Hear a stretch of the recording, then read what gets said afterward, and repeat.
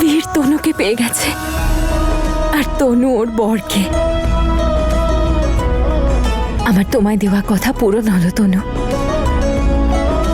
হয়তো আমার জীবনের মিশন এটাই ছিল, যেন আমি দুজন ভালোবাসার মানুষের মিলনের কারণ হতে পারি। থ্যাংক ইউ উপরওয়ালা। এবার শুধু জ্যাসমিনকে দেখতে হবে, সেও আবার নতুন কোনো সমস্যার না সৃষ্টি করে।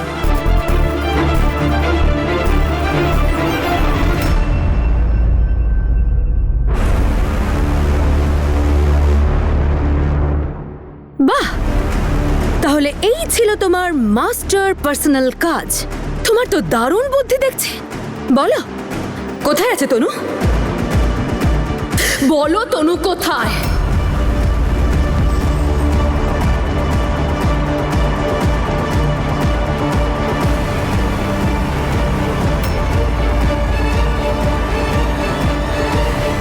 কেন? তুমি এটা জেনে খুশি হওনি যে তনু বেঁচে আছে? বলো।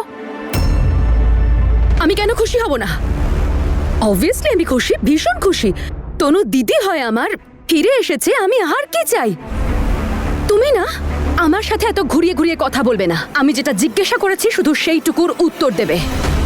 তুমি জানতে যে তনু বেঁচে আছে, সেই জন্য বারবার এই আশ্রমে ঘুরঘুর করতে তুমি। এই কথাটা তুমি আমার কাছে কেন লুকিয়ে গেলে? আর মিথ্যে বলবে না, আমাকে সত্যি সত্যি বলো, তুমি কবে থেকে জানো যে তনু বেঁচে আছে? বীর নিশ্চয়ই আমায় ফোন করার চেষ্টা করবে। ফোনটা এখন সাইলেন্ট করে দিই, না হলে জ্যাসমিন জানতে পেরে যাবে। কই তানিয়া আর আমাকে ফোন করলো না তো?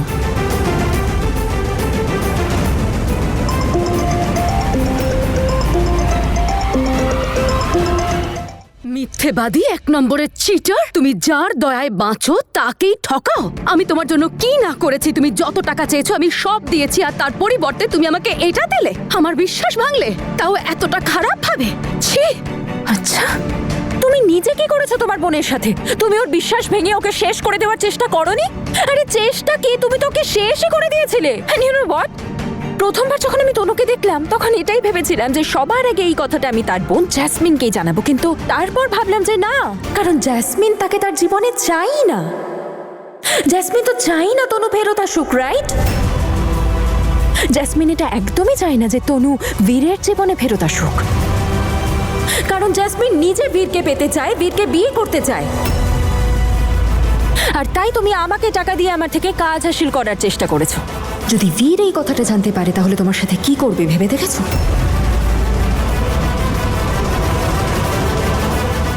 তোমাকে না আশ্রমে নিয়ে যাব, ওখানে আমার মা আছে, খুব ভালোবাসে আমাকে। আজ সবার সাথে দেখা করাবো। তুমি তোমায়। তানিয়াকে চেনো? তাড়াতাড়ি বাড়িতে পৌঁছো, আমি বাড়ি ফিরছি। তনু আমার সাথেই আছে। তাই তোমার এই তেজ আর দেমাগ অন্য কাউকে দেখিও। বড় বড় কথা।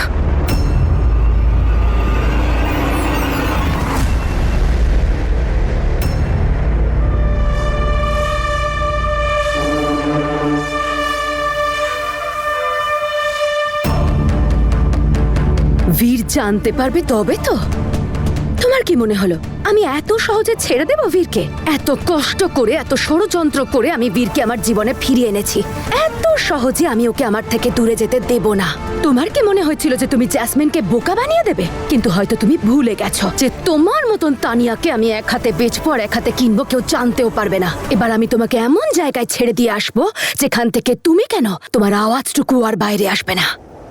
আমি বীর আর তনুকে কোনো মতে এক হতে দেব না।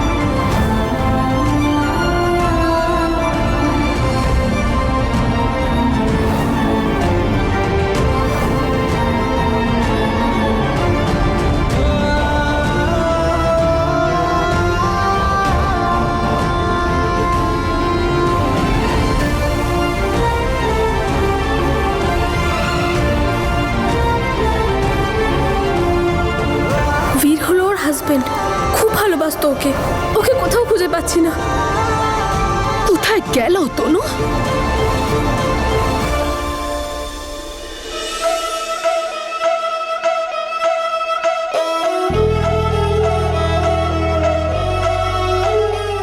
বীর বর আমার, কি হলো মা? চোখ সরছে না? মা, জিলিপি, ইরে, কোমল, বাবলি, ডিম্পি এসে গেছে তো আমার বর। আমি নিজে খুঁজে এনেছি। ও বলতেই ভুলে গেছি মা, মেলায় গেছিলাম তোমাদের কিছু না বলে। আর এত ভালো লেগেছে মা, এত ভালো লেগেছে। ওখানে না এত বড় নাগরদোলা, এত বড়, আর ওখানেই বীরকে খুঁজে পেয়েছি আমি।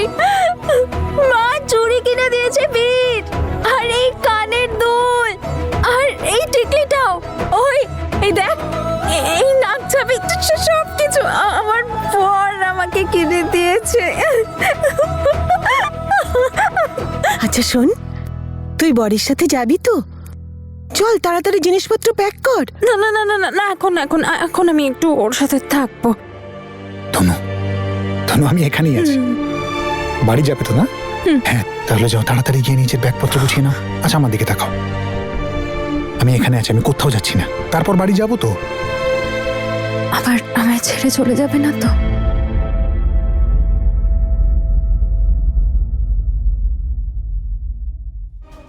তনু, তনু এমনটা কখনো হবে না, কখনো না। আমি তোমায় কোনোদিনও ছেড়ে যাব না, সত্যি? পাক্কা। এইখানেই দাঁড়াও, আমি আসছি।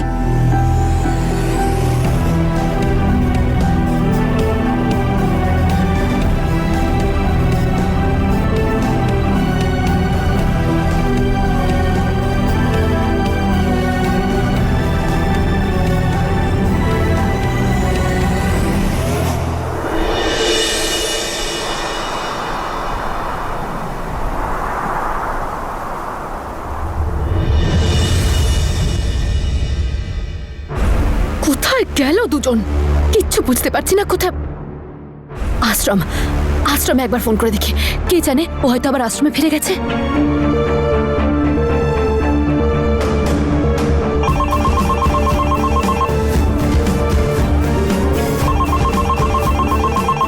আরে লাস্ট মোমেন্টে আশ্রমের লোকগুলো কোথায় গেল?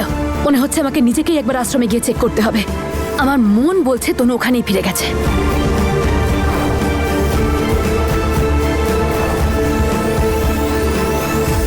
এখন তো আপনি বুঝতে পেরেছেন যে পার্বতী মেন্টালি ডিসঅর্ডার আছে, তাহলে আমরা ভরসা করব কি করে? আমি আমি বুঝতে পারছি। এগুলো দেখুন, এই ছবিগুলো দেখুন। আজ থেকে ঠিক 8 মাস 6 দিন আগে তনুর সাথে একটা ভয়াবহ দুর্ঘটনা ঘটেছিল। কেউ ওকে প্রাণে মেরে ফেলার চেষ্টা করেছিল। আমরা সবাই তো নিজের বুকে পাথর রেখে বিশ্বাস করে নিয়েছিলাম যে তনু আর এই পৃথিবীতে নেই। ওপরওয়ালার অশেষ কৃপা যে আপনি ওকে পেয়েছিলেন, আর যেইভাবে আপনি ওকে সামলে রেখেছেন না, এইভাবে তো কোনো আপনই রাখতে পারে। আপনার এই উপকারের ঋণ আমি প্রাণ দিয়েও মেটাতে পারবো না। ধন্যবাদ আপনাকে, অশেষ ধন্যবাদ। না বাবা, এতে উপকারের কি আছে? এটা তো আমাদের দায়িত্ব। হ্যাঁ, আপনি তো বুঝতে পেরেছেন যে ও মেন্টালি ডিসঅর্ডার। ওর পায়ে একটা পোড়ার দাগ আছে, ওটাই মনে করে ও ভীষণ কষ্ট আপনি পায়। একদম চিন্তা করবেন না, আমি সম্পূর্ণ খেয়াল রাখবো। ওর ছায়া হয়ে আমি ওর সাথে থাকবো। প্লিজ আপনি আমাকে ওকে একবার বাড়ি নিয়ে যেতে দিন।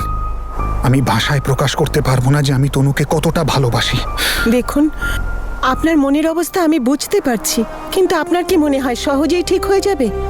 আপনি নিয়ে যাবেন আর ও আগের মতো হয়ে যাবে? না বীর, এত সহজে ঠিক হবে না, কারণ ওর স্মৃতিশক্তি চলে গেছে। তনু তনু কেন ডাকছো? আমি তো পার্বতী। আপনি বুঝতে পেরেছেন কি বলতে চাইছি? আপনি ভাবতেই পারবেন না যে 7-8 মাস আগে ওকে কি অবস্থায় পেয়েছি। আমি দেখেছি ওকে কাঁদতে, ছটফট করতে, চিৎকার করতে। ও নিজেকেই নিজে ভুলে গেছিল।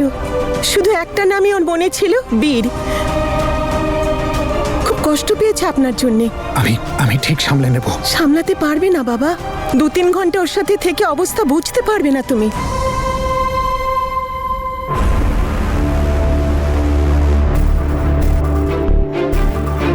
কিন্তু তার আগে আমাকে এই তানিয়ার একটা ব্যবস্থা করতে হবে, না হলে এ আমার জীবনে আরো বড় বিপদ ডেকে আনবে।